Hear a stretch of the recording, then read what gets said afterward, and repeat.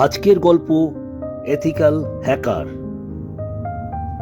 আমি বাবলু আপনাদের গল্প শোনাচ্ছি এথিক্যাল হ্যাকার পর্ব ৮। আজ ছুটির দিন রণজয় গোপাল বুড়ি ঠাকুমার বাড়ি যায়।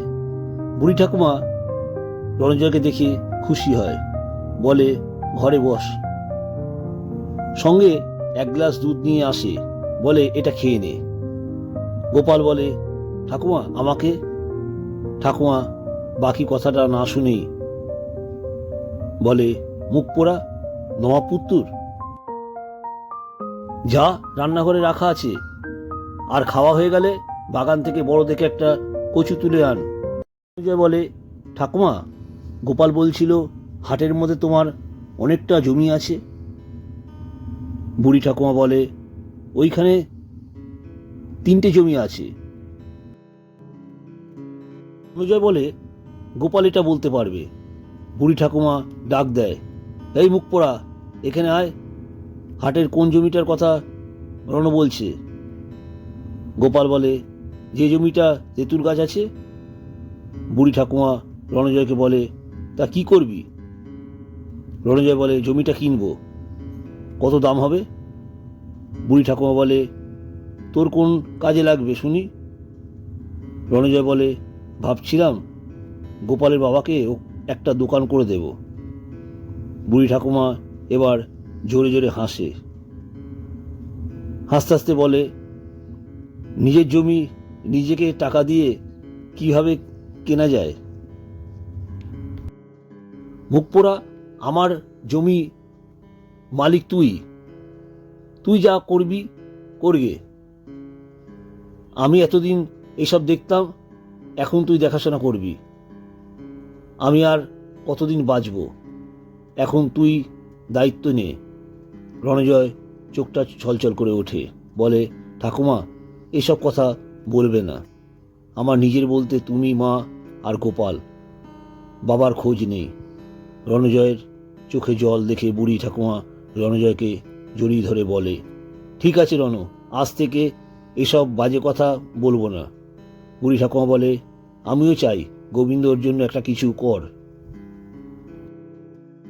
1 সপ্তাহের মধ্যে দোকান তৈরি হয়ে যায়। আজ প্রথম দিন। চা, বিস্কুট, টিফিনের জন্য লুচি, আলুর দম, ডিম তৈরি করছে। ভালোই লোকজন হয়েছে। হাটের লোকজন বলছে খুব ভালো করেছো গোবিন্দদা, এখানে এইরকম একটা দোকান দরকার ছিল। আজ প্রথম দিন, তাই রণজয়, গোপাল, গোপালের মা, বুড়ি ঠাকুমা, অনন্যা ও 2-1 জন প্রতিবেশী মহিলা উপস্থিত আছে। হঠাৎ নেতা সুভাষ মিত্তির ও সঙ্গে গোটা 10 ছেলে দোকানে এসে হাজির হয়। নেতা বলে এই গোবিন্দ, এখানে দোকান করতে কে বলেছে? গোপাল এগিয়ে গিয়ে বলে সুভাষ কাকু, আমরা সবাই এটা বানিয়েছি, ভালো হয়েছে। নেতা সুভাষ মিত্তির গোপালকে কষিয়ে একটা চর মারে, বলে তোরা কে? আমি নেতা, আমি যা বলবো, যাকে বলবো সেই দোকান করবে। সঙ্গে আনা ছেলেদের বলে এই তোরা দাঁড়িয়ে আছিস কেন, দোকানটা ভেঙে দে। দোকান ভেঙে তছনছ করে দেয়। গোবিন্দ কাঁদতে থাকে। এর মধ্যে পুলিশ এসে যায়। নেতা পুলিশকে বলে এই গোবিন্দকে ধরে নিয়ে যান মদনবাবু। বুড়ি ঠাকুমা বলে হ্যাঁ রে মুখ পোড়া, অনামুখ ছুটো, এটা তোর জমি, আমি গোবিন্দকে দোকান করতে দিয়েছি, তোর এত জ্বালা কিসের? তুই যে বাড়িতে থাকিস সেই জমিটা আমার স্বামী তোর বাবাকে দান করেছিল, তোর নেতাগিরি সব বার করে দেব। নেতা অপমানিত হয়ে বলে মাসিমা বেশি কথা বলবে না, বাড়ি যাও, মাথা গরম করো না। পুলিশ গোবিন্দকে জিপে তোলে। গোপাল বলে স্যার, ওরা আমাদের দোকান ভেঙে দিল, আর আপনি বাবাকে জিপে তুলছেন কেন? অফিসার বলে এটাকেও জিপে তোল, বেশি কথা বলছে। পুলিশ অফিসার এগিয়ে এসে বুড়ি ঠাকুমাকে বলে থানায় নিয়ে টাইট দিলেই সব ঠিক হয়ে যাবে।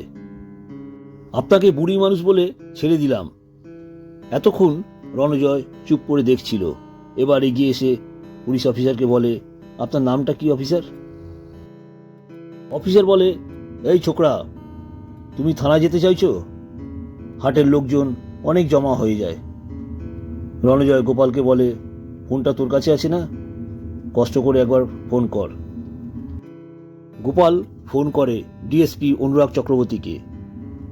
গোপাল বলে, স্যার, রণকে দিচ্ছি। রণজয় ফোন ধরতেই অনুরাগবাবু বলে, কোনো সমস্যা হয়েছে?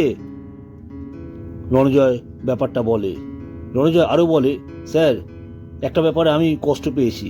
আমার ঠাকুমার বয়স 85 বছরের বেশি হবে, তাকে টাইট দেওয়ার কথা বলছেন। পুলিশ অফিসারের নাম মদন শতপথী। ফোনটা পুলিশ অফিসারকে দিতে বলে। ডিএসপি অনুরাগবাবু মদন শতপথীকে দাওয়াই দেয়। অফিসার গাড়ি থেকে গোপালের বাবাকে নামিয়ে ক্ষমা চায়, বুড়ি ঠাকুমার কাছে ক্ষমা চায়। রণজয়কে বলে, স্যার, ক্ষমা করুন, আপনি এত গুণী ব্যক্তি, একবার বলবেন তো? রণজয় বলে, শুনুন মদনবাবু, আমি রণজয় চক্রবর্তী 2 ঘন্টা সময় দিলাম, এখানে দাঁড়িয়ে থেকে এই দোকান তৈরি করে দেবেন। খাবার জিনিস যা ক্ষতি হয়েছে এই ক্ষতিপূরণ দেবেন গোবিন্দ কাকাকে। রণজয় বলে, সব কটাকে অ্যারেস্ট করবেন। রাজ্য পুলিশের প্রধান মিস্টার শশীভূষণ বোসকে নিশ্চয়ই চেনেন, না হলে ফোনে কথা বলিয়ে দেব। পুলিশ অফিসার বলে, স্যার, সব হয়ে যাবে, আমাকে একটা ভুল করার জন্য ক্ষমা করে দিন। সেই দিন হাটের লোকজন অনেকেই ভেবেছিল রণজয় সিবিআই দপ্তরে কোনো উঁচু পোস্টে আছে। নাতি রণজয়কে বলে, মুখ পোড়া, তোর এত রাগ? তা তো জানতাম না। আর তোর যে এত বড় বড় মানুষের সঙ্গে পরিচয়, আমি তো অবাক হয়ে গেছি। রণজয় হাসে। আজ রণজয় ও গোপালদের এই কর্মকাণ্ড এলাকার সবার মুখে মুখে ছড়িয়ে পড়ে যায়। আজ দুপুরে ডিএসপি অনুরাগবাবু রণজয়কে ফোন করে বলে, রণজয়, থানায় এক্ষুনি একটু আসবে। রণজয় বলে, কোনো গুরুতর ব্যাপার কি? অনুরাগবাবু বলে, গতকাল রাতে একটা জায়গায় রেড করে কয়েকটা ল্যাপটপ উদ্ধার হয়ে, কিন্তু এখনো ল্যাপটপ ওপেন করা যায়নি। তাই রণজয় গোপাল থানায় যায়। তখনই মদন শতপথীর সঙ্গে দেখা হয়। রণজয় গোপালকে মদন শতপথী বলে, দোকান তৈরি করে দিয়েছে ওই সুভাষবাবু। রণজয় বলে, ভালো। ল্যাপটপের পাসওয়ার্ড ক্র্যাক করে সব তথ্য বার করে দেয়। অনুরাগবাবু রণজয় ও গোপালকে নিয়ে একসাথে দুপুরে খাওয়া সারে। রণজয়কে জড়িয়ে ধরে অনুরাগবাবু বলে, ওয়েল ডান মাই বয়, এগিয়ে যাও, কোনো সমস্যা হলে বলবে। বিকালে ফুটবল খেলার শেষ হলে সবাই মাঠে বসে গল্প করছিল। গোপাল বলে, গুরু, বাড়ি চলো, খিদেটা জোর পেয়েছে। রণজয় একটু রাগান্বিত হয়ে বলে, সকালে নেতার হাতে চর খেয়ে পেট ভরেনি। গোপাল বুঝতে পারে সকালের অশান্তিটা গুরুর এখনো হজম হয়নি, মাথায় এইসব ঘুরপাক খাচ্ছে। গোপাল বলে, ছাড়ো গুরু, সুভাষ কাকা গুরুজন হয়।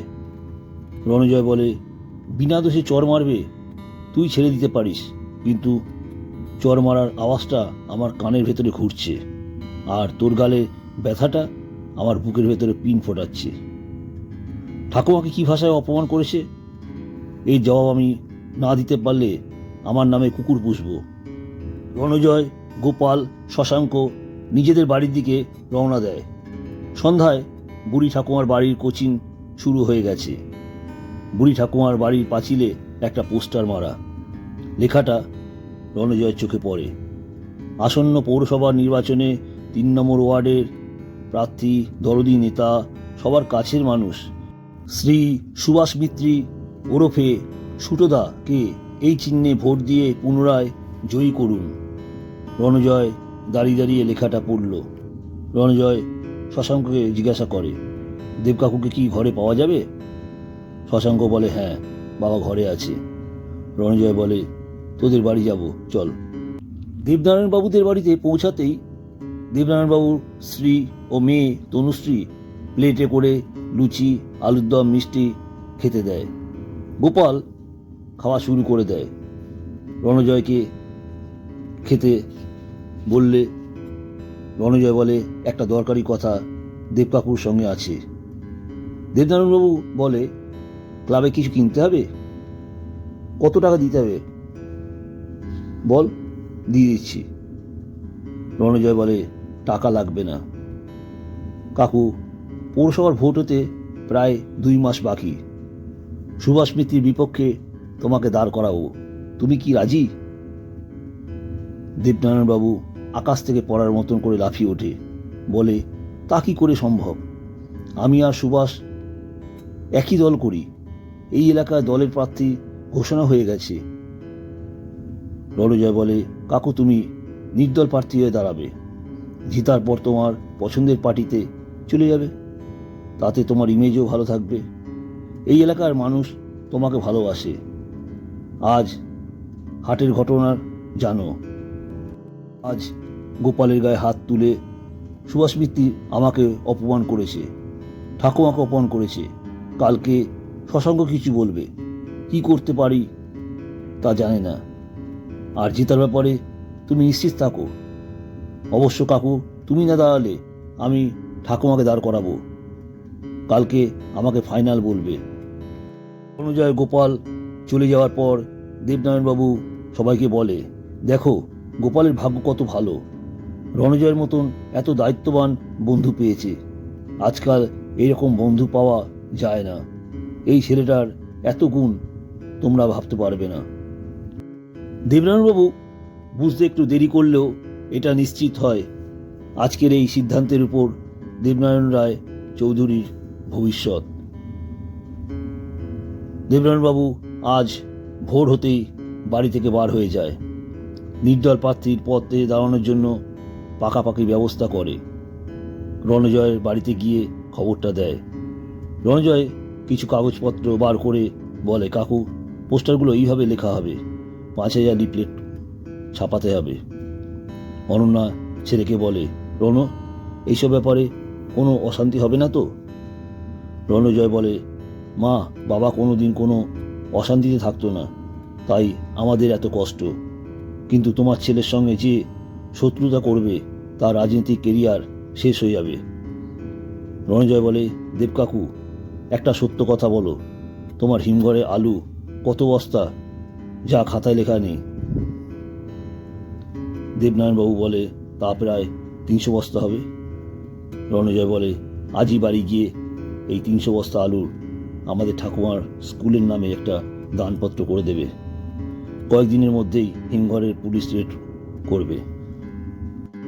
আজ সকাল সকাল দেবনারায়ণবাবুর হিমঘরে পুলিশ রেড হয়, দেবনারায়ণবাবুকে থানায় নিয়ে যায়।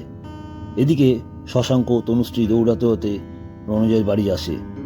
রণজয় গোপালকে থানায় পাঠায়, বলে, কাকুকে সঙ্গে নিয়ে আসবি, প্রয়োজনে আমাকে ফোন করবি। গোপাল থানায় গিয়ে জানতে পারে পুলিশ অফিসার মদন শতপথী এই কর্মকাণ্ডের পাণ্ডা। গোপালকে দেখে অফিসার বলে, তুমি এখানে? গোপাল বলে, দেবনারায়ণবাবু আমাদের কাকু, আপনি অ্যারেস্ট করেছেন, কোনো প্রুফ পেয়েছেন? তাহলে ছেড়ে দিন। অফিসার কি চিন্তা করে বলে, তোমাদের লোক এখনই ছেড়ে দিচ্ছি। আজ ভোট, সকালে ভালোভাবে ভোট হচ্ছিল। সুভাষ মিত্তির কোনোভাবে মনে হয় নিজের ভোটটা বাড়াতে হবে, তাই দুপুর থেকে অশান্তি শুরু হয়। আজ গোপাল প্রায় সারাদিন দেবনারায়ণবাবুর ছায়াসঙ্গী হয়েছিল। রণজয়কে গোপাল সব খবর সময় মতন দেয়। রণজয় আজ নিজের ল্যাপটপটা খুলে অনেকক্ষণ কাজ করছিল। রাতে রণজয় শশাঙ্ককে ফোন করে, কাকিমাকে বলবি কাল দুপুরে আমি আর গোপাল খাবো তোদের পুকুরের কাতলার কালিয়া, ঘি দিয়ে ভাত আর মাছ ভাজা, শেষ পাতে দই। শশাঙ্ক বলে, মাকে বলবো, কিন্তু বাবা তোর সঙ্গে কথা বলতে চায়। রণজয় বলে, তোর বাবা পার্টির নেতা, আমি কি পার্টি করি? আমরা স্টুডেন্ট, দেবকাকুর সঙ্গে খেলা নিয়ে কালকে কথা হবে। শশাঙ্ক ভাই, এখন রাখছি, মা পড়ার জন্য বকাবকি করছে। কাল দুপুরে কথাটা কাকিমাকে বলে দিস। দেবনারায়ণবাবু কিছুটা অভিমান হলেও এটা বুঝতে পারে রণজয়ের রাজনীতির বুদ্ধি তুখর।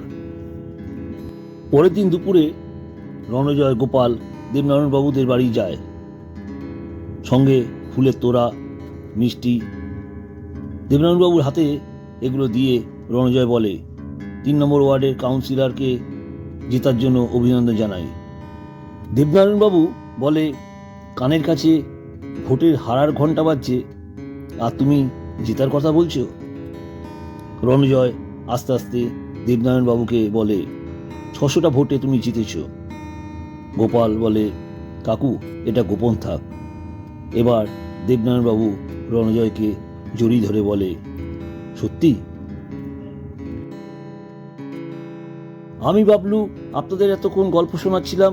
এই গল্পের পরবর্তী অংশ শুনতে চান তাহলে অবশ্যই এই ভিডিওটিকে একটা লাইক দিয়ে গল্পের ডায়েরি চ্যানেলটিকে সাবস্ক্রাইব করে পাশে থাকা বেল আইকনটিকে ক্লিক করবেন। যখনই আমি কোনো নতুন ভিডিও আপলোড করব সবার আগে নোটিফিকেশন আপনাদের কাছে পৌঁছে যাবে। আপনাদের মূল্যবান সময় আমাকে দেবার জন্য অনেক ধন্যবাদ।